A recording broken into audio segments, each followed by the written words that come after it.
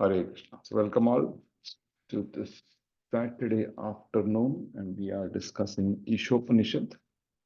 So let's do some quick revision so that we are all in the zone. What is Isopanisad about? Okay, so anything that you remember from our last 4 discussions, in fact.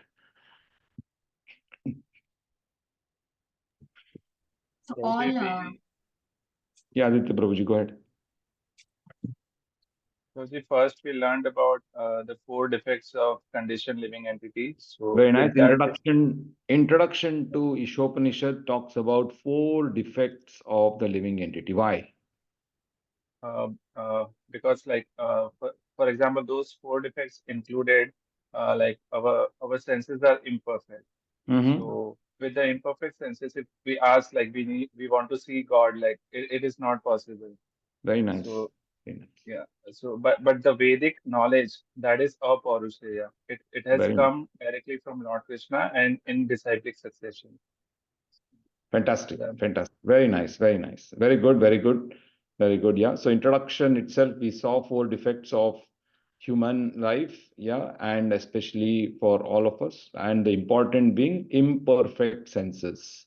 Yeah. Which shows that our knowledge acquiring senses are defective, and therefore if we try to do the Arohan Pantha, which means try to experiment, find out, we might not be able to get to the right information.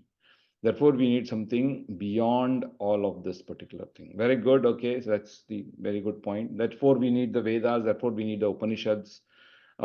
These are apaurushaya. Good. What else? Adrishmi had a point. Go ahead. So Isopanishad is the rus of 108 Upanishads, Okay. and the first mantra, the first few mantras talk about the knowledge of Supreme Person, the Very foundation nice. of the vision. Mm-hmm. It gives us a vision about the Isopanishad, which is the foundation of knowledge of the Supreme Person. So the Very nice. mantras Very nice. initially tell us the importance of um, Supreme Person, Mm-hmm. and then I don't remember the next two parts of the binocular. Okay, let's look at that. Uh, yeah, Good point that you raised. Let's look at the binocular. or a monocular Very nice. telescope. Yeah, monocular or telescope. Yeah. Yes. So the guidelines. Yeah. So Yes. Vision, just guidelines, and prayers. prayers. Yeah. And okay, so let's do a bit of introspection. Why is this required? This Um, vision, guidelines, prayers, structure, or why is this there? so knowledge is acquired in 3 steps. Okay, that's Uh, fine. Something more. then and there are 3 kinds of knowledge, or Okay. pratyaksha, anumana, and shabda Okay. Different types of proofs. Yeah, proofs. that's So right. we No, are no, but now. that's not. Hold on. That's not the point that I'm trying to make. Why would we want to look at Ishopanishad in vision, guidelines, and prayers format? So Something related to what you said earlier, 3 ways of acquiring knowledge. yeah. So uh, one is the first is the discovery, the second Mm-hmm. is the understanding, and then application. So Ishopanishad Application. will show Yes. us the vision and give us the guidelines of application and prayers to accomplish what set out in the Very vision. nice. Very nice. So application is important, right? So there must be some change that needs to happen in our life once we read the Ishopanishad. Yeah, the change will be, yeah, that we will get the right vision. Yeah, we will get guidelines for something in relation to our practice and our prayers. So there will be a practical change that will probably happen in our way, in our outlook of our, and therefore it's like a vision. Why outlook needs to be changed. Very good, very good. Yeah, and the very first change in the outlook we saw was the foundational knowledge of the Supreme Person, as to how He is. And what do we know about the invocation mantra? Who remembers? Krishna is the complete whole, and Very everything nice. he manifests is complete. So even if it seems like it's incomplete, it is complete in itself. Why does the incompleteness come? Or why does it feel Due like to it's our incomplete? limited knowledge and Very nice. limited exposure, we Very think it nice. is incomplete, Very but it nice. is complete in itself. Yes. And So exactly, that's one of the foundational knowledge about the Supreme Person is that he is complete whole, and whatever he executes is always complete. We might something might look like it is incomplete or something which we might say, oh, why is there so much poverty in the world, or why is so much of people who are born blind? Why are people poor? All of them. We might think, oh, this doesn't sound correct, but there is a plan. Yeah, and the Lord is executing his plan perfectly. So that's the foundational knowledge about the Supreme Person. Very good. Okay. What else do Lord you Krishna remember? remains complete also, even after the words are coming from him. Very nice, very nice. He remains complete also after all the creations. Yeah, Aruna Mataji, go ahead. So there is no imperfection in Supreme Personality of Godhead. Very For nice. No example, if we imperfections. cut the paper will go here and there, but Hmm. the Lord will be remain same, like a tree. Tree is giving, fruits and flowers and to us. Likewise, Krishna is our maintainer and Protector. protector. Very He is nice, in very nice, very nice. Nothing that the Lord does is imperfect. Very good. That's another foundational knowledge about the Supreme Person. Very nice. Good, good. What else? What did we learn in mantra one? Sorry, before that, what is the invocation mantra? Somebody can chant the invocation mantra. Om Purnamada Purnamidam Purnat Purnam Udachyate Purnasya Purnamadaya Purnameva Vashishyate. Very nice. Purnam eva vashishyate, that from the Purnam, if something is removed, still what remains? The perfect, complete remains. And to understand this completeness, what does Srila Prabhupada take help of to explain to us? He talks about the three concepts to explain the completeness. mother and No, concepts. Three things that he explains. Mother, and that's an analogy. Very good. Yeah, mother and Satchidanand. child. He speaks about Satchidanand. Satchitananda, very nice. Sat as in eternity. Eternity is also infinite, or it is complete. Chit as in knowledge, and bliss. Bliss as in unending, complete bliss. Very good. So that's how Srila Prabhupada tries to explain in the foundational mantra, or the invocation mantra of this particular thing.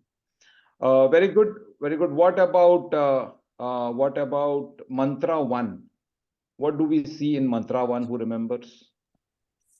In mantra In one, Mantra one, we saw the Ishavasya principle, which Very is nice, very like nice. What we saw the Ishavasya principle, and what is the Ishavasya principle?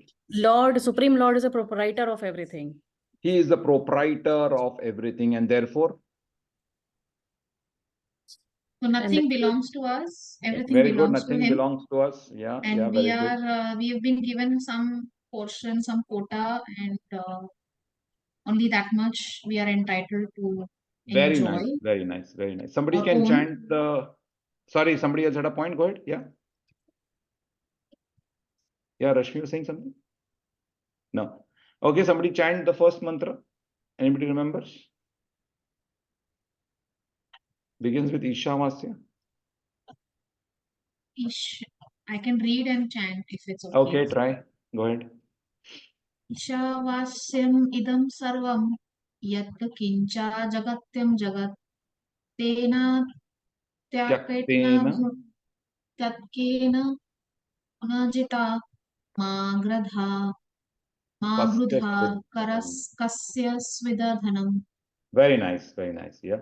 Okay, so that's the practices. That's the mantras one that we saw. We haven't completed discussion of mantra one. Let's look at that particular Oh, sorry. Not. Abhijit, I wanted to tell you one point Yeah, yeah, go ahead.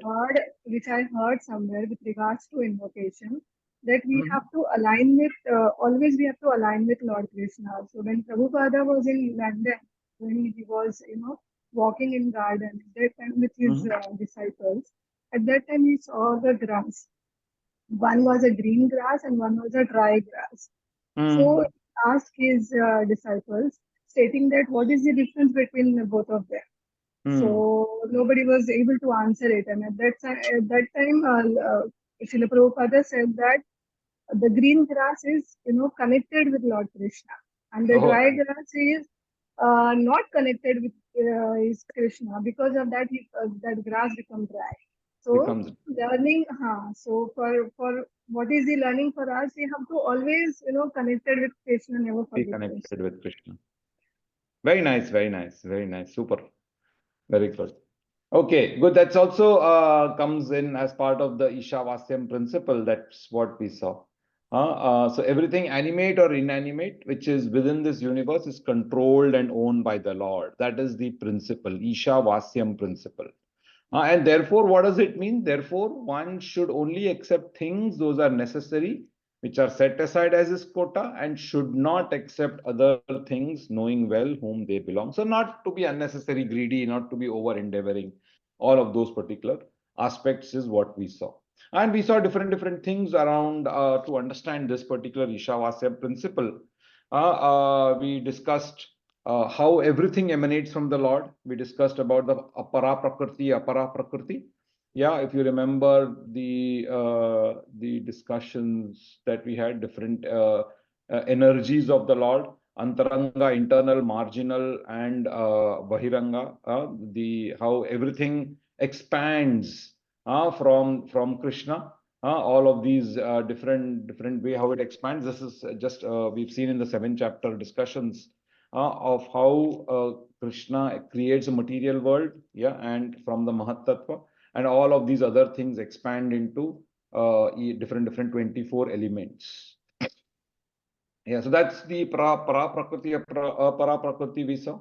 And of course, because Krishna is supreme, he expands everything completely in a perfect manner. So when he expands, because of our previous definition of the Lord, it doesn't mean that the Lord gets depleted. It doesn't mean the Lord has now got converted to everything material. No, he remains perfect as he is, and still he expands, and all the material world gets created. Yeah, that's the understanding. And because everything belongs to the, because Lord has created everything perfectly. Yeah, we see the creation as it is. And we saw a couple of examples. One was around the cow. Yeah, how the cow gives milk, which is designated as food for humans. Yeah, and not for the cow itself. Yeah, maybe the baby cow drinks a little, but it produces much more than what even the baby cow can drink. Okay, so let's look further into another example which Srila Prabhupada gives. Before that, any question around this particular topics that we have discussed till now?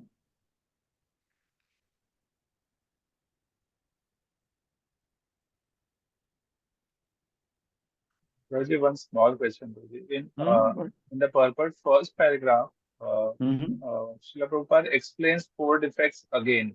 Again, So he yeah, has already discussed that in the introduction. So Rosie, yeah. what was Why? like? How do you understand? Yeah.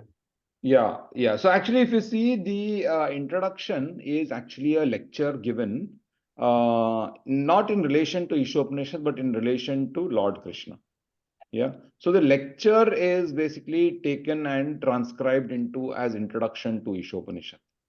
Yeah. And of course, as part of his introduction, he will make points which is already there in the book, which he is already aware of. So typically, if you're introducing, say, Bhagavad Gita, you'll talk about what is in the Bhagavad Gita. We talk about 5 topics of Bhagavad Gita, and then when we read the Bhagavad Gita, the topic will also come, isn't it? So same way, Srila Prabhupada here, if you see the introduction part, if you remember, where is the lecture given? Anybody remembers? In the London, some In small New building. in Chicago Yes. or something. London, is it? In London.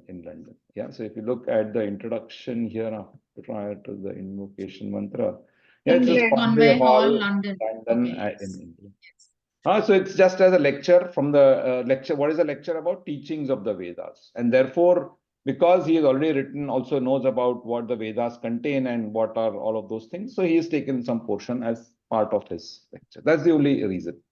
Yeah, I don't think there's anything specific or philosophical on this particular point. Okay. That's the mantra one. Okay. So let's go ahead now to understand what it means further about the Ishavasyam principle. First thing, very clearly, we saw yeah, everything belongs to the Lord, therefore we should not be unnecessarily. How everything expands. So because everything expands from the Lord, everything belongs to the Lord originally, we are not the original proprietors of everything. Yeah. So another example to explain this Srila Prabhupada gives is with the understanding of a building. So let's look at this first paragraph here, yeah, or paragraph for today. Let's read that one. Go ahead, Rashmi, please.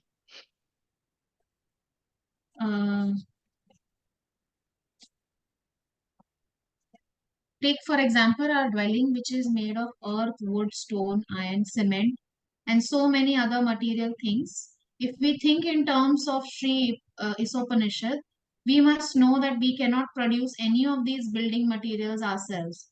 We can simply bring them together and transform them into different shapes by our labor. A laborer cannot claim to be proprietor of a thing just because he has worked hard to manufacture it. Isn't it? In Hold on. Yeah, so now so he is building up with this particular with these two topics. First topic, he talks about how the everything is set aside as our quota. That's one part, yeah, of the understanding which we have discussed in our last class. The second part, he talks about how nothing belongs to us originally. Yeah, isn't it? So with these two concepts, what does he say? A laborer cannot claim to be proprietor of a thing just because he's worked hard to manufacture it. So whatever is the original thing, the stone, can we create stone? No, we cannot. Can we create the iron or the cement? Not everything. All the raw material comes from Mother Earth, which has been originally created by Lord Krishna. Yeah. So all we have done is taken all of those things, shaped them into a building, and we're saying, oh, now we're saying this is my house, isn't it? That is definitely not right. So two things he is now building up into a great point, which is that there is always a fight in our society. Why is there always a fight? Because of these two concepts not being understood properly. Yeah. So that's what he says in this next long paragraph. Let's read this paragraph. Somebody else, Rashmi Mataji, go ahead. Hare Krishna. In modern society, there is always a great quarrel between the laborer and the capitalists. This quarrel has taken an international shape and the world is in danger. Men face one another in enmity and snarl just like cats and dogs. Shri Isha Upanishad cannot give advice to the cats and dogs, but it can deliver the message of Godhead to men through the bona fide acharyas, holy teachers. The human race should take the Vedic wisdom of Shri Isha Upanishad and not quarrel over material possessions. One must be satisfied with whatever privileges are given to him by the mercy of the Lord.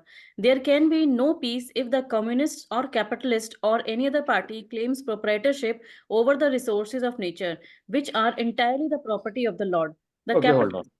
Yeah. So that's what is the point, Srila Prabhupada? Why is there, so the crux of the reason why Srila Prabhupada hits it, why is there fight in the world? Because everything is saying that this is mine, this is mine, this is mine. And there is some probably piece, and this mine concept is basically taken an international shape, is what he's saying. And what is the international shape? Is that we're thinking about some borders. uninhabited place somewhere, yeah, and we are thinking, oh, this is my area, so I'm going to fight. And even now we see the war which is going on, Ukraine, Russia, or Gaza, Israel.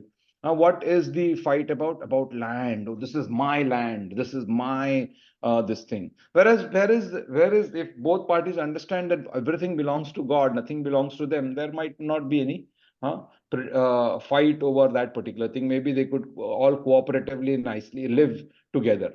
Yeah. And why? But why is this not going to happen? Because everybody claims proprietorship over the resources of nature. That's how the collective aspect is coming. Oh, just because I'm born in this particular land, this land area belongs to us. We are this community, and this shape of fight takes, takes the international. In fact, even not even international. Even if you look at deep down individual, also there is a fight. Like I give this example always. If you're on a plane and you're sitting next to a German, you might say, oh, Indians are better or Germans are better, and we Indians are like this, and we have old history, and Germans will say we are perfect in creating machines, and you guys are not so good in quality, blah, blah. Indian, German are fighting. Then the same guy comes down and he boards a train and he is going to his whatever native place, and he is now discussing within India itself whether Maharashtra is good or Kerala is good, or Gujarat is better or Maharashtra is better, and who is getting more industrialist. So same guy who was fighting India German now is fighting Maharashtra India, Maharashtra Gujarat or whatever. Then he comes into his gully. He's reached his station and he comes down, gets out in Ulhasnagar or Kalyan.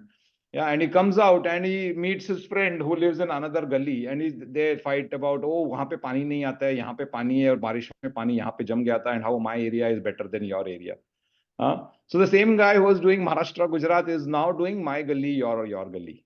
Then he comes to, in his building.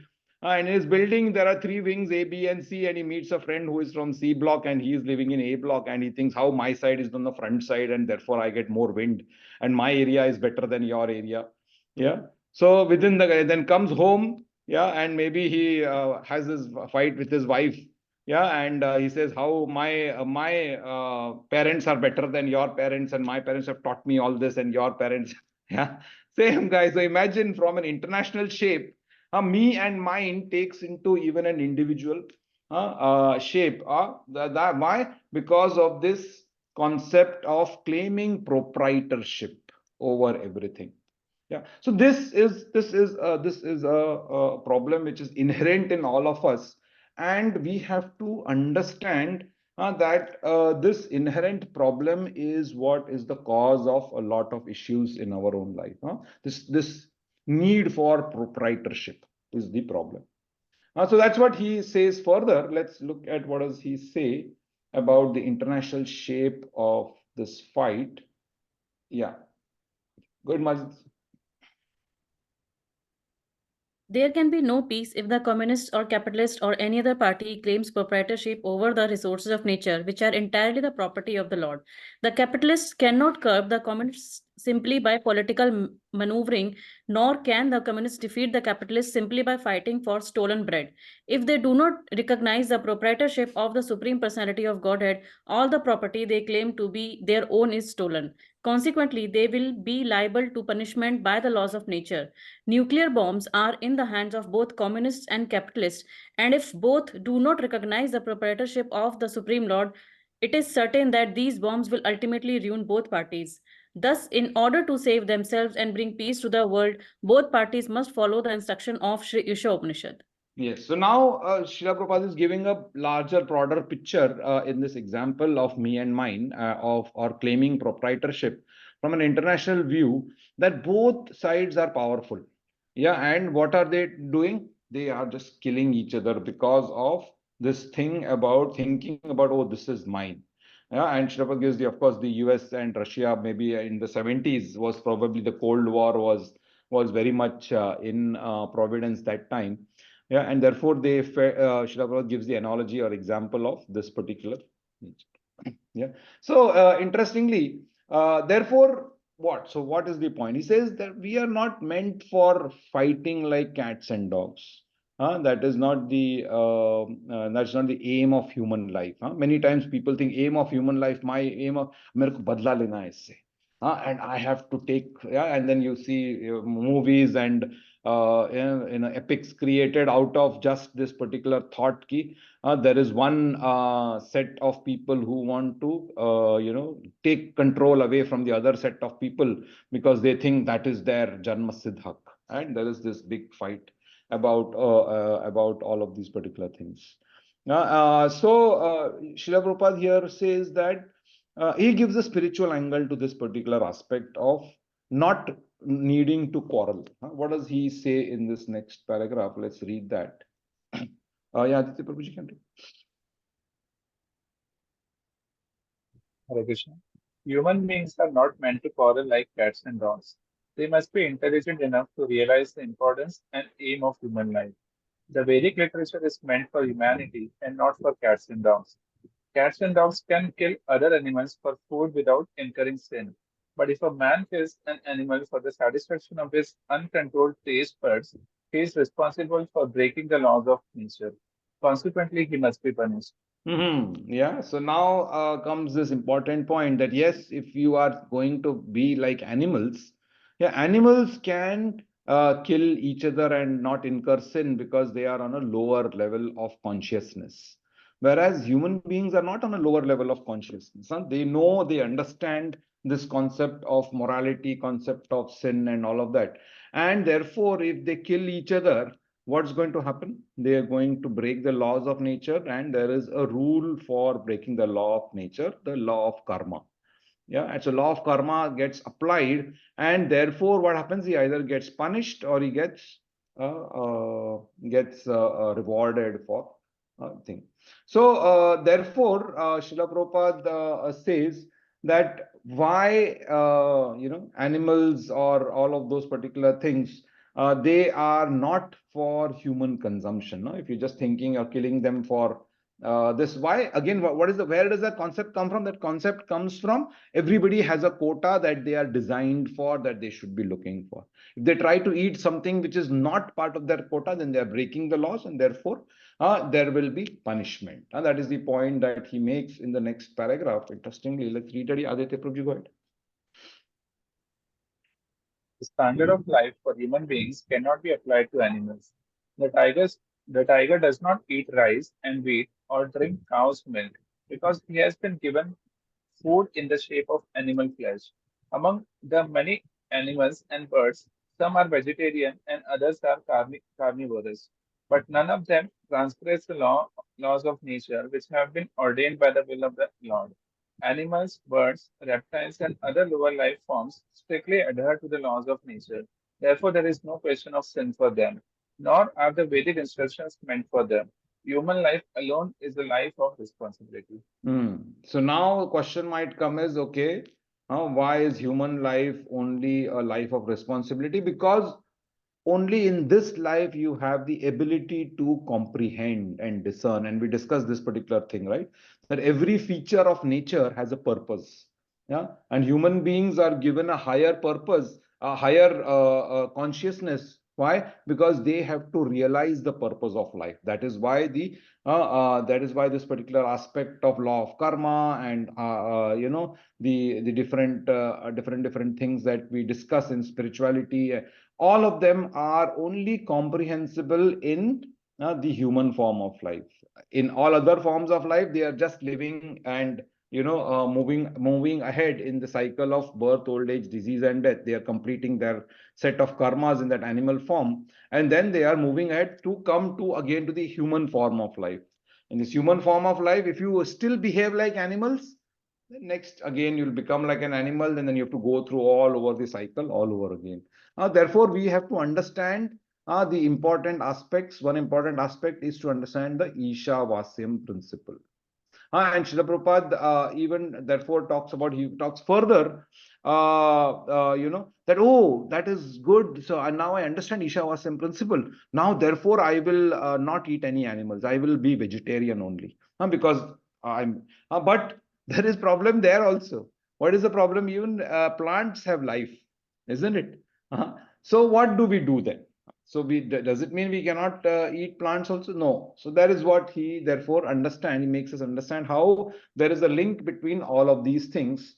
Let's see what does he say in the next paragraph to do this. Yeah, Aruna Mataji, read. Hare Krishna. It is wrong, however, to think that simply by becoming a vegetarian one can avoid transgressing the laws of nature. Vegetables also have a life, and while it is nature's law that one living being is meant to feed on another, for human beings, the point is to recognize the Supreme Lord. Thus, one should not be proud of being a strict vegetarian. Animals do not have developed consciousness by which to recognize the Lord. But a human being is sufficiently intelligent to take lessons from the Vedic literature and thereby know how the laws of nature are working and derive profit out of such knowledge. If a man neglects the instructions of the Vedic literature, his life becomes very risky. A human being is therefore required to recognize the authority of the Supreme Lord and becomes his devotee and Okay, become his hold on. devotee. Yeah.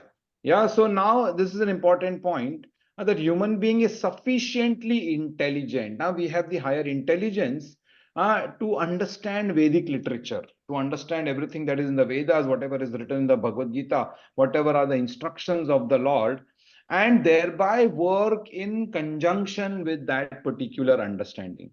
And what is the one of the biggest understandings that we have? We have is to understand the three types of karma. What are the three types of karma? Who knows? Vikarma, akarma, vikarma, sukarma, and akarma. Very nice. Karma, vikarma, and akarma. Yeah. Karma is just good actions. Yeah. Sakarma that you said is good, getting the good results because of you've done good deeds. So you do pious activity, you go to heavenly planets, enjoy, then come back. All of those karmas goes. Karmas are reactions. That is sakarma. Vikarma is you break the laws of nature, you get punished. Yeah, and basically you will. Now comes this concept of akarma. What is the concept of akarma that we have discussed in our Bhagavad Gita class? Dedicate everything to Krishna. Very nice. Do every action in connection with Lord Krishna. Yeah, then you do not get any karmic reactions.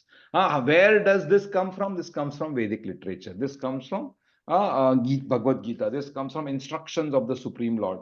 And only in the human form of life can you comprehend this. Therefore, in the human form of life, if you do not comprehend this, just act like an animal, and then your next janma will be like an animal. But here, if you act in conjunction with the instruction of the Supreme Lord, and act out in a perfect way where you're only doing akarma. So from now on, if you decide I'm going to only do akarma, everything is in relation with the Supreme Lord, what will happen? Human life becomes much more successful. That is what Srila Prabhupada makes in the next point. Yeah, go ahead, Mataji. If a man He must offer, no? No, if a man, sorry, is it, oh, before that, is it? He must offer Yeah, go ahead. everything for the Lord's service and partake only of the remnants of food offered to the Lord. This will enable him to discharge his discharge his duty properly. In the Bhagavad Gita 9.26, the Lord directly states that he accepts vegetarian food from the hands of a pure devotee. Therefore, a human being should not only become a strict vegetarian, but should also become a devotee of the Lord. Offer the Lord all his food and then partake of such prasadam, or the mercy of the God. Only those who act in this way can properly discharge the duties of human life. Those who do not offer their food to the Lord eat nothing but sin and subject to themselves to various types of distress, which are the result of sin. Bhagavad Gita 3.13. 3.13 Yajna Shishtashina Santo. So very important concept here that Srila Prabhupada makes, that as a human being, what is the application of the instructions of Vedic knowledge? That one of the things that you do is you take only Krishna Prasad. Not only with just vegetarian, we have to become Krishnatarian. That is, eat only food which is offered to the, even vegetarian food has a lot of karma involved. Yeah, so what we try to do, therefore, we try to even avoid just vegetarian foods. That is the change in action that we are doing, isn't it? We are applying. So when we say, no, I'm not going to eat this food because this is made, is not made, I'm going to cook the food nicely and I'm going to offer it to Lord Krishna and I'm going to eat that food. Then what are you doing? You're doing a change. There's a change in outlook. There's a change in understanding. You're applying, you're discerning, yeah, and you are applying this understanding of Vedic knowledge into your life. So that's a clear change, or that's a clear call for action also, basically. Yeah, that I am not going to do more karma on myself, or expose myself to more karma through food. That's one of the changes that basically happens. And as a concluding paragraph here, which we will end here in this particular first mantra discussion, is Srila Prabhupada clearly claiming what is the cause of all of the sufferings that we are having. Yeah, and he concludes this particular verse with this paragraph. Let's read that paragraph. Indu Mataji can read this. Hare Krishna. The root of sin is deliberate disobedience to the laws of nature through disregarding the proprietorship of the Lord. Disobeying the laws of nature or the order of the Lord brings ruin to a human being. Conversely, one who is sober, who knows the laws of nature, and who is not influenced by unnecessary attachment or aversion is sure to be recognized by the Lord and thus become eligible to go back to Godhead, back to the eternal home. Hare Right. Krishna. Thank you. So the root causes of all the problems that we are having is what? Is the deliberate disobedience of the laws of nature. So somebody might think, no, I have not read all of these books, Quran or Bible or Bhagavad Gita or all of this. I don't know all of these things. Yeah. So all of this should not apply to me. Is that a valid, argument? Somebody says, no, I don't know. Why is it not a valid argument? Give me examples. Because like if we are in a place, say for example, I'm coming to Dubai Hmm. and I bring some sweets which has khaskhas in it or opium, which Or is a anything, banned, yeah. yeah, which is Banned banned item. in UAE. So I should have the knowledge that if I'm going there and I'm taking sweets or food which is considered normal in India, but and if they Exactly. catch me, they'll put me in behind bars. So it is the law of the land. So wherever we live or wherever we uh, go, we should know about the land, the Very nice. law of If the you land, don't know, and the follow it. lack of Yeah. knowledge of the law does not, maybe the first time they'll probably they'll still punish you by taking away that whole thing. But Yes. but there is still the first time maybe you will say, okay, theek hai, you don't know, okay, there is slight leniency, but still punishment is there. Other thing is also, other example which I give is you're driving on the road. Yeah, and you say, no, in our country, when the light is green, it means we have to stop. And when the light is red, we have to go. So I'm going to do this in this country also. Yeah, and you don't, and you say, no, I didn't know this law existed here, that on red you have to stop. You'll still be punished, right? You'll still, the light, at least in Dubai, the light will flash and you'll get whatever. Now it's a very severe fine on if you don't stop on the red light. Yeah. So, so the point is that the lack of knowledge of law does not, does not Absolve you. excuse you, exactly, absolve you of the punishment of that particular breakage of the law. So many people might think, no, law of karma does not apply to me because I don't believe in law of karma. Is that possible? Yeah, everything, all law of karma is applicable for everybody. And just because you think, oh, no, I'm not a Hindu, so karma does not apply. No, everything, it applies equally. There's no concept of it applies at the soul level. It's beyond religion. Yeah, it's at a spiritual level. And what is that? This particular thing, the disobedience of the laws of nature. Yeah. So therefore, Srila Prabhupada has beautifully brought this entire concept of the Ishavasyam. Yeah. So to mean in, what does it mean for the Ishavasyam principle is a not to unnecessarily own stuff, yeah, and B, not to fight over things which are not ours, yeah, and if we are going to fight like cats and dogs, then we are not absolved from the karma that you're going to get. Yeah, an animalistic behavior by a human being is not going to absolve him from the law of karma. He will still get punished. Yeah, that's how Srila Prabhupada kind of explains this entire first principle, Ishavasyam idam sarvam yat kincha jagatyam jagat tena tyaktena bhunjita kasya mas vidadhanam. Yeah. So, yeah, that's one of the important aspects. So if you come back to our binocular, oh, did I stop this?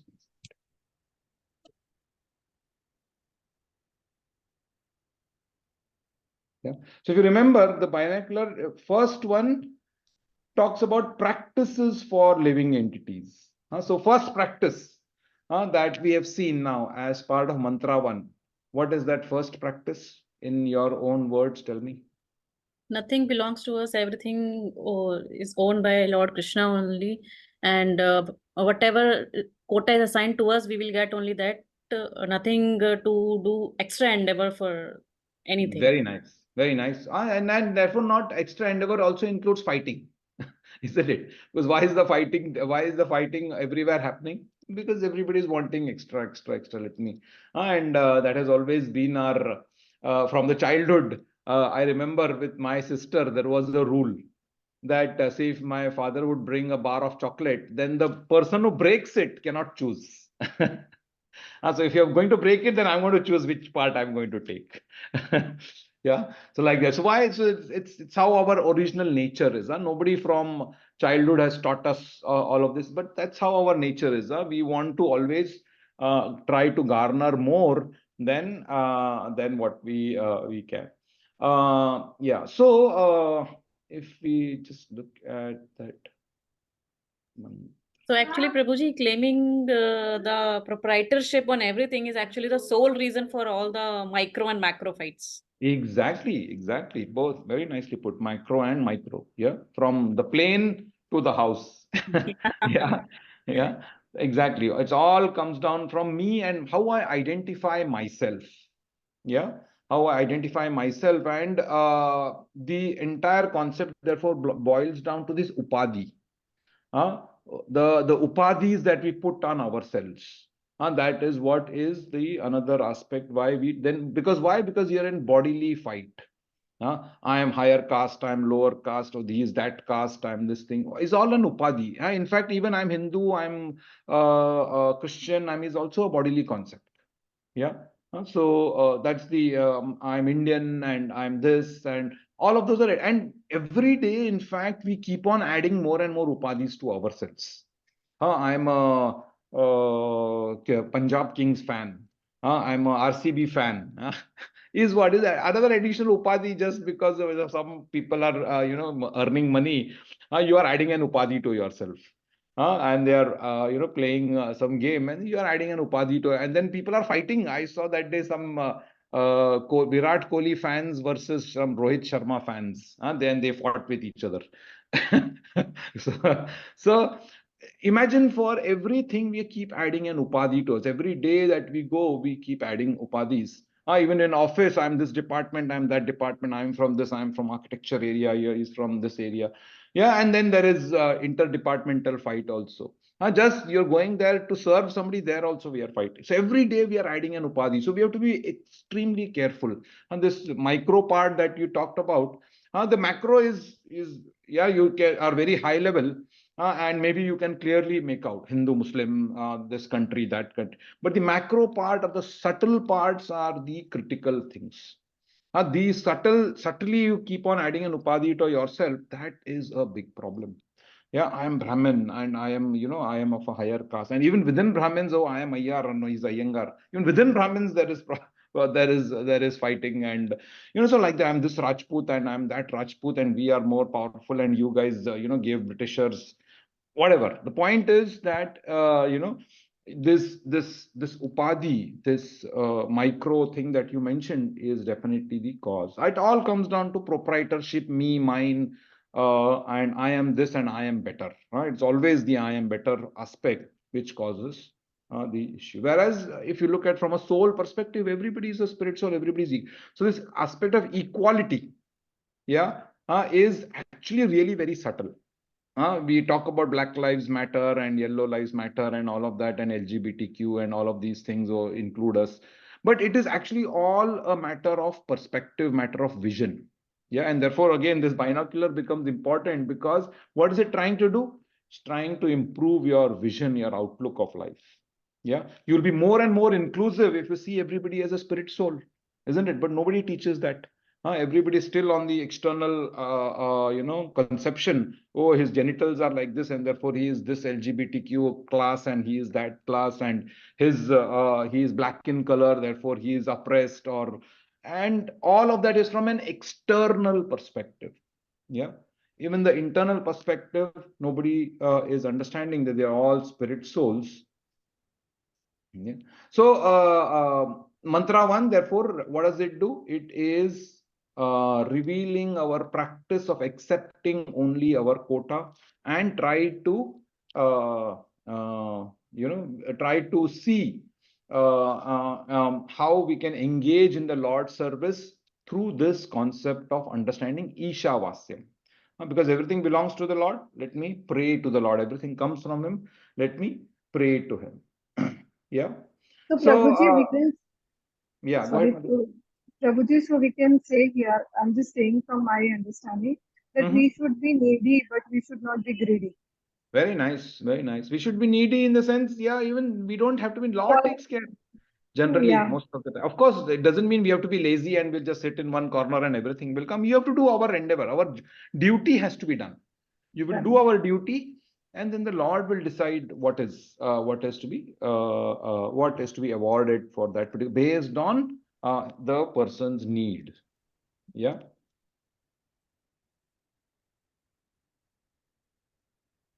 Yeah. So imagine a situation where all the world leaders they are they know Ishopanishad by heart, and they know everything about and they know about Ishavasyam principle.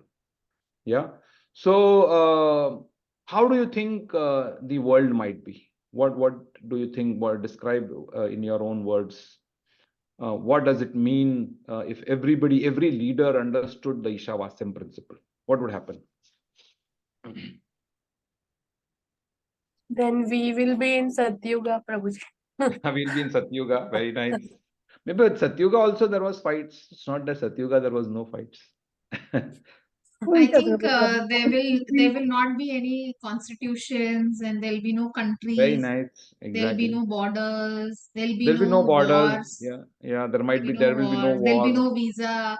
No visa required. You can travel anywhere. Yeah, imagine the whole world is one. I mean, in fact, if you look at within India itself, for example, you don't need a visa to go from Maharashtra to, to Kerala, or from Maharashtra to Manipur. And they are two different regions altogether. But still to go to, imagine if the same situation happens also for the whole world. Yeah, because every here problem is everybody thinking, oh, we are Indian, therefore this is our border, this is our imaginary line where we will, and if you cross this imaginary line, then you need permission to come into our area. We won't even have So homes. We will have our community homes will living. be there for protection. See, protection is there, right? We will need to do protection in some aspect, but we might not have so much of over protection, chavi tala security. Grills and Yeah, security doors. And probably. Yeah. But Prabhuji, honestly Okay. speaking, it's so difficult to imagine that kind of a world. Exactly. Very difficult to imagine. Very Yeah. nicely put. Yeah, that's what I wanted. We might like Indu Mataji put, we might think we are in utopia, or we are in, but it is, yeah. And why is it difficult to imagine? Because within, say, for example, within India, we are living, right? In that harmony and peace, or whatever that harmony and peace is between Maharashtrians and Malayalis. Uh, we still we can, right? But like Indians and Pakistanis can. So if that imaginary line is removed, and there is no Hindu-Muslim thingy or understanding. There can still be, and we saw this experience with the East Berlin and West Berlin, right? When the wall they broke, and there was a wall which was put. No, the East Berlins can't. You are communist. You cannot come into our area. But then they broke that wall, and they are, yeah. So possible, yeah.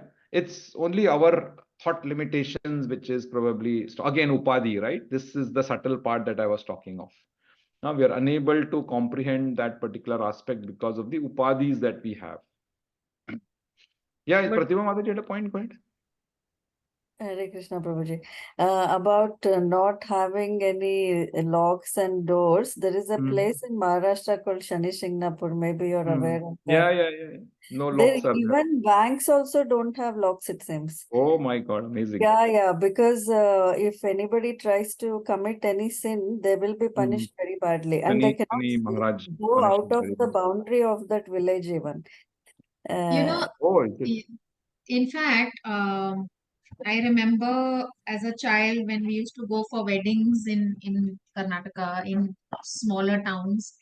All the weddings used to happen in the temple, and notoriously, your footwear will be lost if you are, So I used to find it funny because, you're in the temple, and so my relatives used to say, pack your sandals in a bag and we'll take it inside the temple. So I used to find it very absurd, because I don't know, it used to be a small town and stuff. So I still have this thing of why should anybody who comes to the temple steal somebody Steel else's footwear, you know? And why till now we have, even in ISKCON temple, we have coupons for the, footwear. footwear. So we still haven't reached that stage Exactly. where you let go of chappal gaya to gaya. First is gaya to gaya. Number one. Number two is that why would anybody take footwear from a temple devotee? So look at the amount of, what do you say? Disbelief ki nobody, you will not face any consequence, because I lost a pair of footwear outside this Kapaleshwar temple in Chennai, and I was I just left it somewhere and then gone, and then afterwards I was searching, I never found it. Somebody guided me to a shop near my and bought it. So I was like, this is, how can this happen in temples? So Interesting. this But this the point concept. which Pratibha Mataji was making was also interesting, that imagine if in that particular place, because everybody is following the laws of nature, and following the laws of and they're so much afraid of their law, of the consequences of their actions, that they are not even ready to do any kind of chori in that particular place. Yeah, Pratibha Mataji, go ahead. Yes, to Rashmi, when I was a kid, like my uncle, aunties used to say, like this only when we go to temple, and if we lose the chappal, no, they used to say, some of your bad karma is gone to make us Okay, so I happy. left. So I have a better Yeah, so leave your chappal and thinking. go. If you lose it, that means bad karma is gone. Somebody Some has bad taken karma away is your gone. bad karma. Ida They pida, as also they say, say no, that Kannada. Shani resides in the chappal. Shani resides in the chappal. So Oh, Oh, when you actually, that's why they say don't exchange footwear or don't wear someone else's footwear, because that person Shani is in the footwear, and when you wear it, it will get transferred. So actually, you are giving your whatever Shani dosha to another person who stole it. okay, interesting. So interesting. maybe both the reasons together. Yeah, just to make you happy. So don't take it inside temple. No. Good. No. So yeah, let's come back to our point of Ishopanishad Ishavasyam principle. So basically, when we say everything belongs to the Lord, yeah, what does, so now we've discovered, for example, today we are saying everything in this material world, everything is belonging to the Lord. What does it practically mean to all of us if we just think from that? Like, for example, I'll give you this thing, that I know that I'm a spirit soul. Which means if I'm a spirit soul, which means I am not this body, which means this body is temporary, which means I will take another form of a body, which means when I die, I will not get liberated. I will get entangled in another body. So when I just from this concept of understanding that I am a spirit soul, you have understood the concept of reincarnation. You understood the concept that there might be a problematic life next janma. Maybe you might become a poor beggar or whatever on the street. Yeah.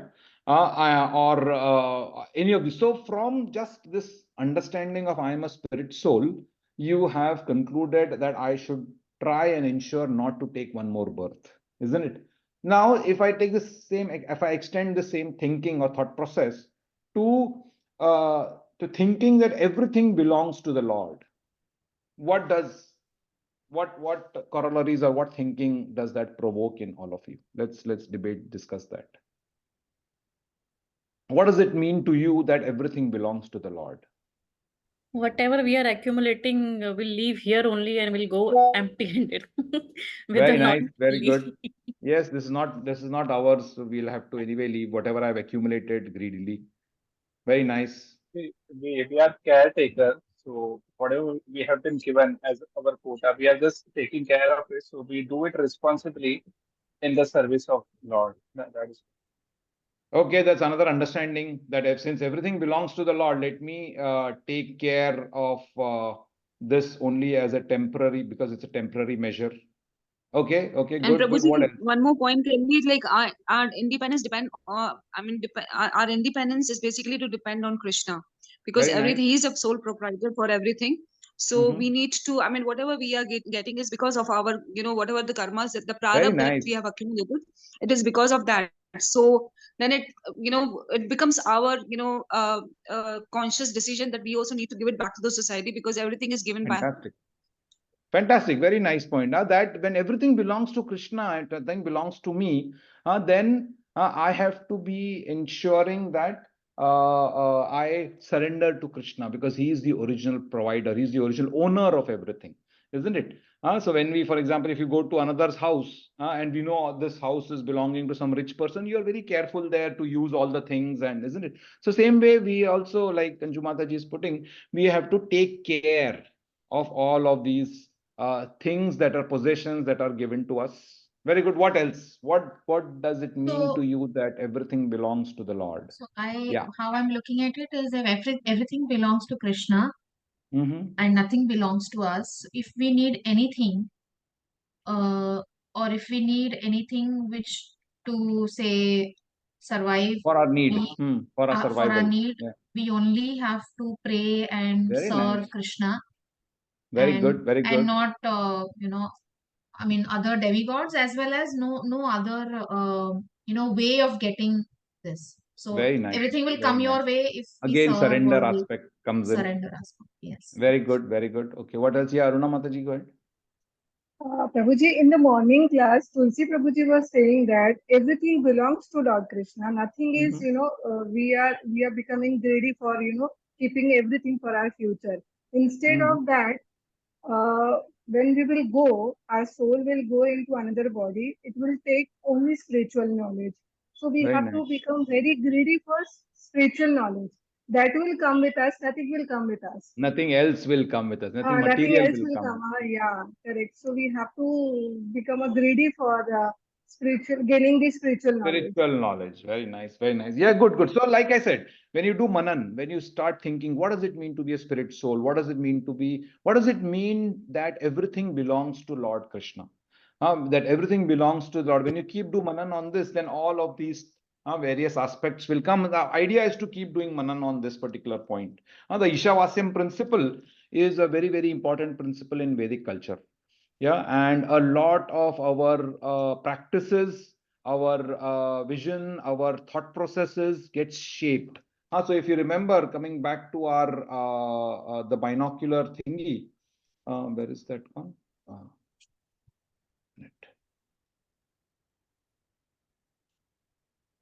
Yeah, the vision for Isopanisad.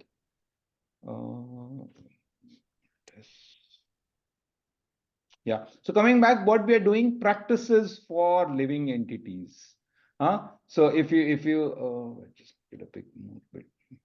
Yeah, practices for living entities is one of the aspects here of the vision principle of the Isopanishad.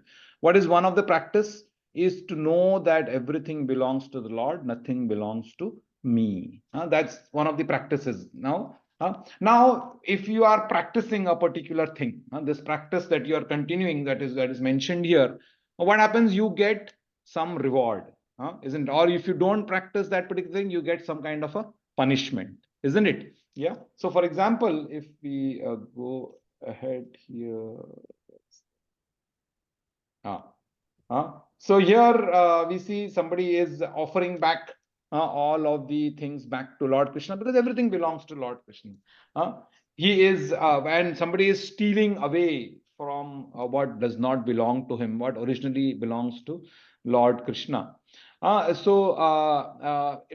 are somebody is now practicing what he understood from Vedic culture. Somebody is totally ignorant of Vedic culture. What do you think? Are there going to be different consequences for both of them? Isn't it? Yeah. So following a particular principle, following the Ishavasyam principle. So one of the other things is of the Ishavasya principle, which Srila Prabhupada mentions, the purport is the concept of offering food. Yeah, here also you see is offering.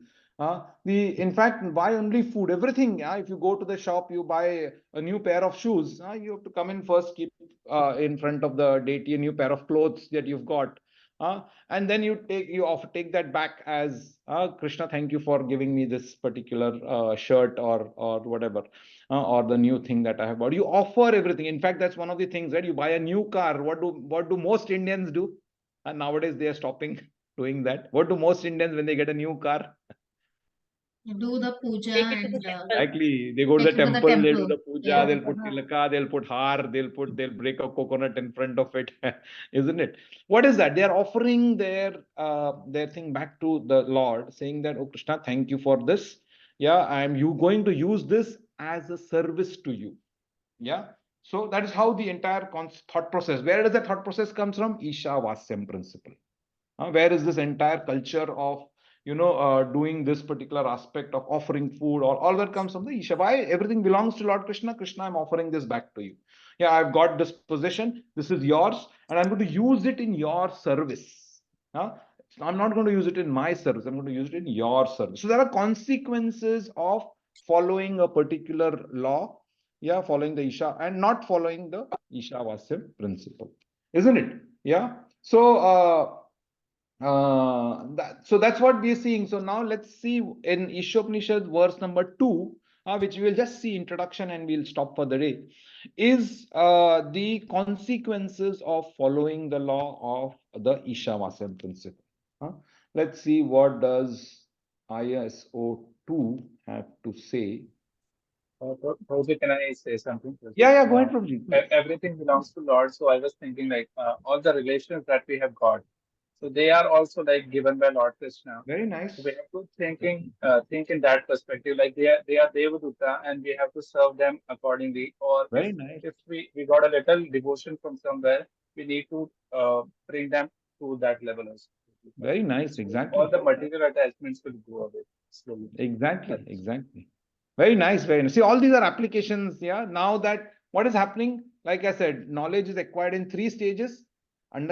Discovery, understanding, and application. So all these practices, the living practices for living entities are what? They are applications of all of these principles. So very important, like what Aditya Prabhuji said, it all also comes from this Ishavasyam principle. And of course, a lot of other things, but predominantly because we are discussing Ishopanishad. So now let's see what happens to a person who follows this principle. That's what so it's now an incentive given to this person. Let's look at Ishopanishad number 2. Rashmi can read this one.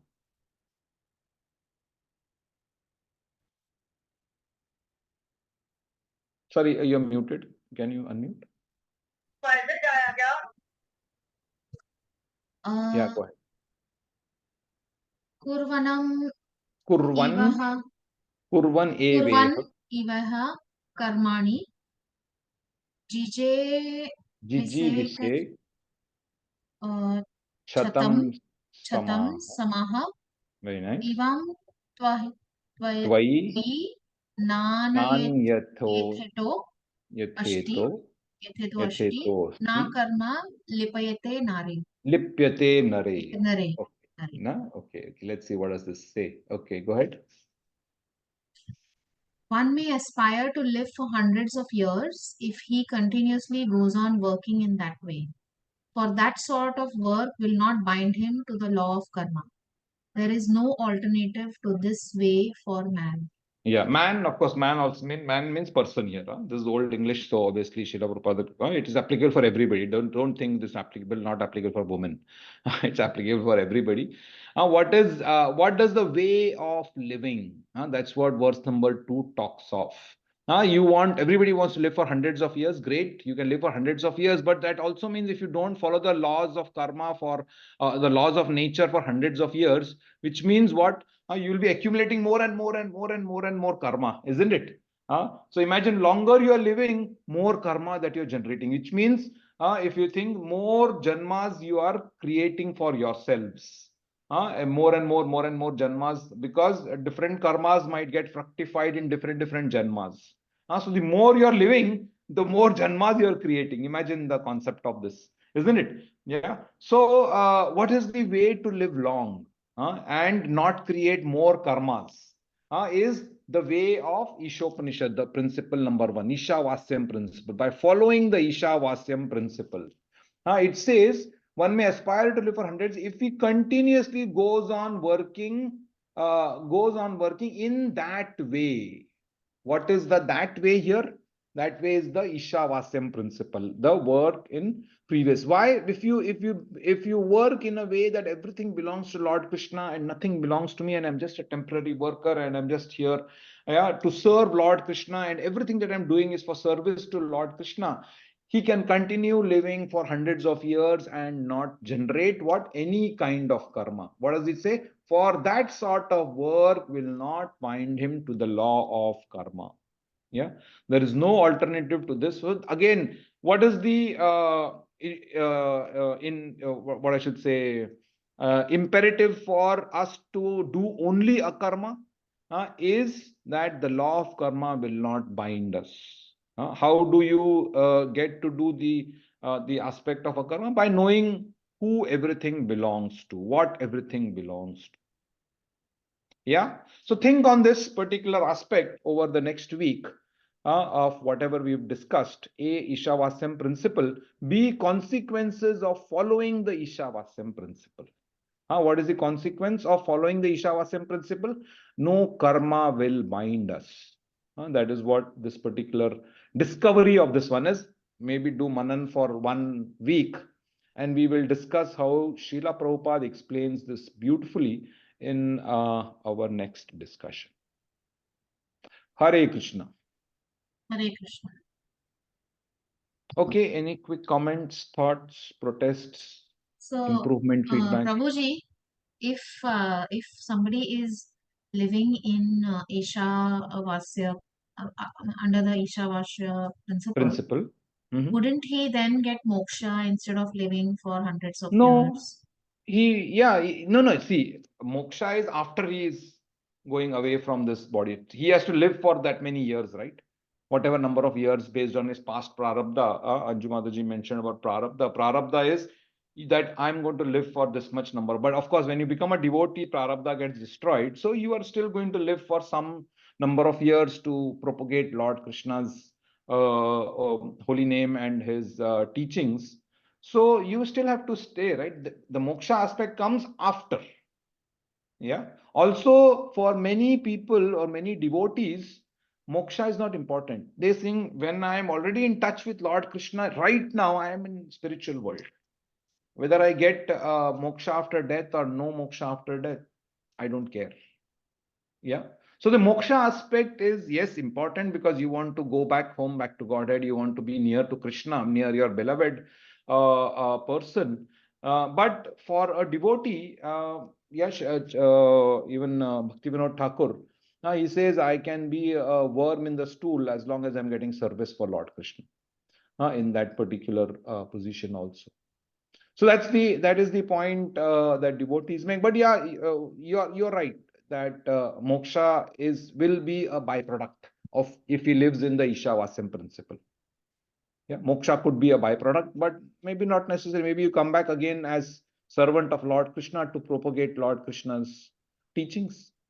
That's also service, and you're in the spiritual world because you're a person from the spiritual world, isn't it? Yeah. So spiritual world does not mean that, oh, you're in that particular position and everything is white light and you are, enjoying life. No. Even in the spiritual world, everything is service.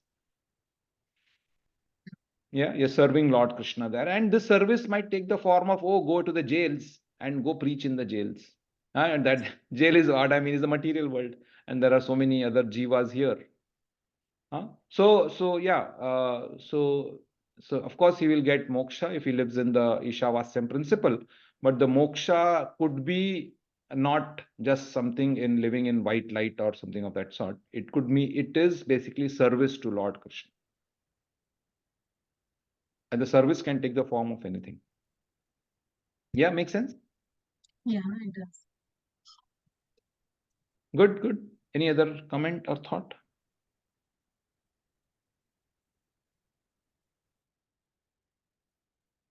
No? Okay, very good. I think we are out of time. Generally, I try to keep, because it's a bit heavy, 1 hour discussions and 15 minutes for question answers, but I think I've taken some more time now. So let's close for the day with our closing prayers. Yeah, Ekam Shastram Devaki Putra Geetam Eko Devo Devaki Putra Eva Eko Mantraha Tasya Namani Yani Karmapi Ekam Tasya Devasya Seva Tvameva Mata Cha Pita Tvameva Tvameva Bandhusya Sakha Tvameva Tvameva Vidya Dravinam Tvameva Sarvam Mama Deva Deva Krishnaya Vasudevaya Hare Paramatmane Pranatah Kleshanashaya Govindaya Namo Namaha Krishnaya Vasudevaya Devaki Nandanaya Chananda Gopakumaraya Govindaya Namo Namaha Vasudeva Sutam Devam Kamsa Chanura Mardanam Devaki Paramanandam Krishnam Vande Jagadgurum Katyayani Mahamaye Mahayoginyadhishwari Nanda Gopasutam Devi Patim Me Kurute Namaha Sri Krishna Sharanam Mama Dasoham Krishna Tavasmi Sri Krishna Sharanam Mama Dasoham Krishna Tavasmi Sri Krishna Sharanam Mama Dasoham Krishna Tavasmi Hare Krishna, Krishna Krishna, Hare Hare, Hare Rama, Rama Rama, Hare Hare. Shri Isopanisad Path ki Jai, Srila Prabhupada ki Jai. Hare Krishna. Hare Krishna. Hare Krishna, Hare Krishna, Prabhuji. Prabhuji. Thank Hare you. Krishna, Hare everyone. Krishna, bye bye everybody. Hare Krishna, Dandavat Pranam. Hare Krishna, Dandavat Pranam.